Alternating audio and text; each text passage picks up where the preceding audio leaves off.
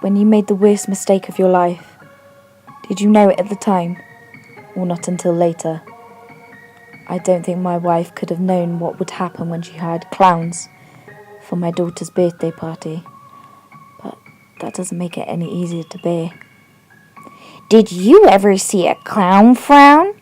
He smiles, his big sloppy smile, makeup running down his face. All the kids shout, No! No, I never see a clown down, she sings, her long floppy shoes slapping mercilessly as she slumps along. Because I've got my clown crown. He tugs at his frizzy red afro, wincing as if in pain. All the kids laugh. It's because he's at the fairground. She squeezes a horn, barely heard over the shouting children. The two clowns linked arms, prancing around each other in a maniacal waltz, which wouldn't have looked out of place around a bubbling cauldron in the woods. I'm sorry, but who the hell are these guys? I asked.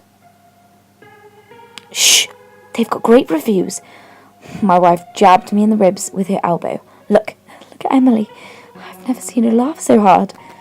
Are you sure she's not crying? I'd be crying if those things came stomping over here. Great, now what are they going to do with her? My wife shrugged, shaking with suppressed laughter as the clowns led our daughter into a wooden stool in front of the audience. Have you seen that clown around? The female clown chants to Emily in a sing-song voice. The 7-year-old grins and points at the male clown who's sneaking behind her on tiptoes. She's about to answer, but the female clown cuts her off. No, there aren't any clowns found. She mimes binoculars with her hands, looking everywhere but behind. Emily covers her eyes and plays along, giggling as all the kids point and scream at the sneaking clown. He'll never make a clown sound, she continues, hushing the kids down. Meanwhile, the sneaking clown picked up a bucket. He better not dump that on her, I mumbled, prompting her elbow in the ribs. When he makes that clown drown. The bucket dumps over Emily, but it isn't water. A wave of glitter drifts through the air like snow, completely obscuring our daughter in a swirling eddies of reflection of light. The laughter is replaced by shouts of awe. The glitter clears and the wooden stool is empty. Our daughter is nowhere to be seen. Thank you all, happy birthday and goodbye. The clowns clasp hands and take a bow. My wife is clapping and laughing so hard that there are tears in her eyes. Where'd she go? I asked, dumbfounded. Where'd who go? My wife still wiping her eyes. Emily, our daughter. She was there and then... God, lighten up, will you? Just enjoy the party. I didn't think I was being unreasonable. I chased after the departing clowns who were stopping every few steps to wave and bow again. They were even more unsettling up close, smeared makeup, unable to hide their blotched, uneven skin. It looked almost like they'd painted directly over open sores in some places. I tried to play it cool, reaching out to shake the male clown's hand. Hey, great show! The kids had a lot of fun. What do I owe you? We have a lot of fun with the kids too, he replied, bowing formally. No payment necessary.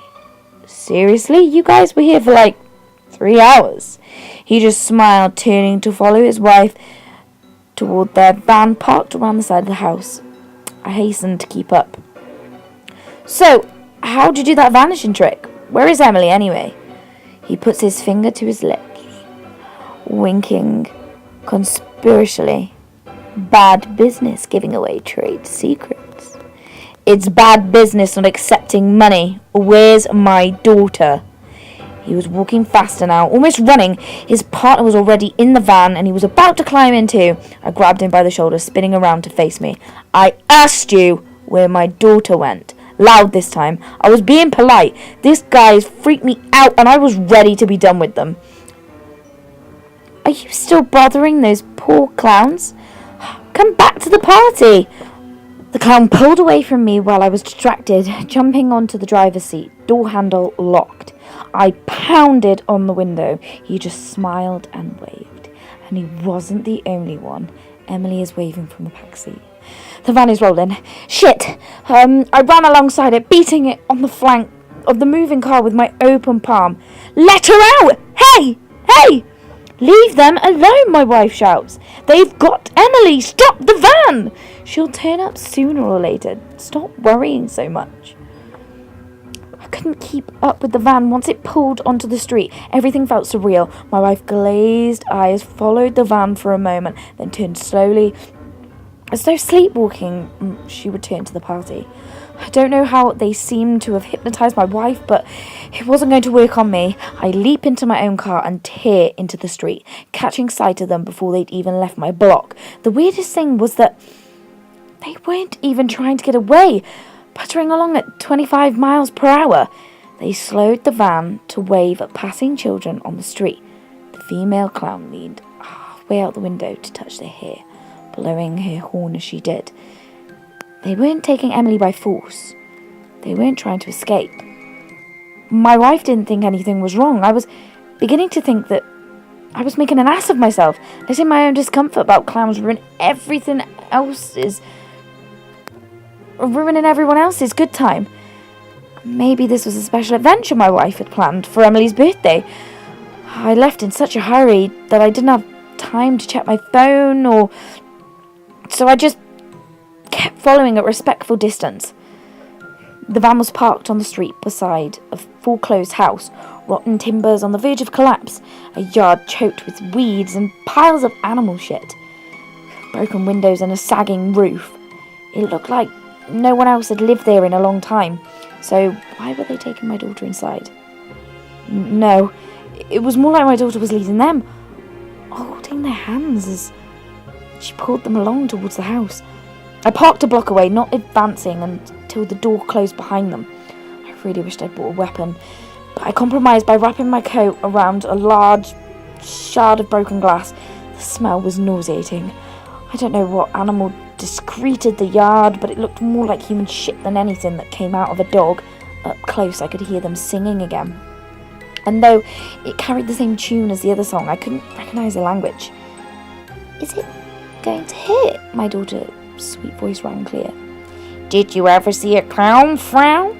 No, I never seen a clown frown, she replied cheerfully in the sing-song voice. I was peering through the windows, but all I could see was a trash living room and a kitchen. They must have gone deeper into the house, so I opened the door and let myself in. That's because we aren't allowed, cooed the woman. And neither are you. Chin up, girl, that's right. Keep smiling. Nothing can hurt you as long as you keep smiling. The shrill and piercing scream numbed my eardrums. I charged forward, bursting straight through the rotten door into the bathroom where the sound was coming from. My daughter was suspended in the air, wrists tied to the shower curtain bar. The female clown stood in the shower behind her, holding her up, while the male clown raised a blade which seemed to be carved with sharpened bone. I didn't slow down until my shard of jagged glass met the terminal resistance of his spine. Emily was screaming louder than ever, thrashing against her bonds. The female clown had her own knife now and was shouting something in a strange language. I started climbing over and slammed my body of the one I stabbed, but somehow he was moving again, lurching back and forth to block my path. Each incremental movement perfectly synchronized with an unfathomable chanting, almost like the words were moving in a grotesque rhythmic dance. Emily's scream reached its apex before cutting suddenly short, replaced by only a wet, wheezing gurgle. I jerked the glass from out the clown's back into my bare hands, driving it deep into his throat, shocked and horrified as he continued to dance to the rhythm of the words, again and again, stabbing and shoving. only to be pushed back once more, the horrid song rising to a frantic pitch as my daughter's last whimpers trailed into an agonizing silence. By the time I got past the male clown, he looked like he'd lost 9 consecutive rounds against a butcher, tattered flesh hanging in loose folds around his still dancing body. My hands were raw from gripping the glass. I didn't let that stop me from driving it into his chest of the remaining clown. She stopped chanting abruptly, her partner's body collapsing on the floor in the same instant as though the 2 dolls were cut by the same thread. She was still smiling when the light bled from her eyes. The laughter which exploded from her mouth was even worse than the chanting. She didn't stop laughing, no matter how many times I drove the bone knife into her lifeless corpse. Even harder to bear was Emily's laughter, which joined in unison, ringing clear and innocent, desperate. Her cleanly slit throat. I unfastened her from the bar and held her to me, but it was too late. Her heart was still. Her breath didn't come. She didn't move. Not except for the giggling laughter which continued to rack her stiffening frame. She'd still been smiling when she died, and even death couldn't steal that from her. I couldn't go home after that, even if my hypnotized wife believed what happened. I couldn't hold her and tell her everything would be okay when I knew it wouldn't ever be the same again. I wasn't going home without Emily.